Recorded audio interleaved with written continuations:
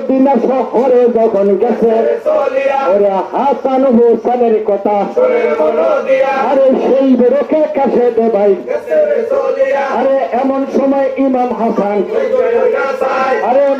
দামেস্কের কাছে দাঁড়িয়ে আরে পত্রখানা হাতের মধ্যে আরে এমনি ভাবে পত্রখানা দেখতে আসে আরে আহার হাসানের কথা ওই মৃত্যুদিন না হইয়া দাদা আমার নামের নামে খুদবা দেব এই বন্দির বাচ্চার এত পাওয়ার এই শোনো শোনো ইমাম হাসান আর শোনো শোনো হুসেন ভাইও আরে জলদি করে রহমানেরা আরে সকল সাহাবাগরে দেখাও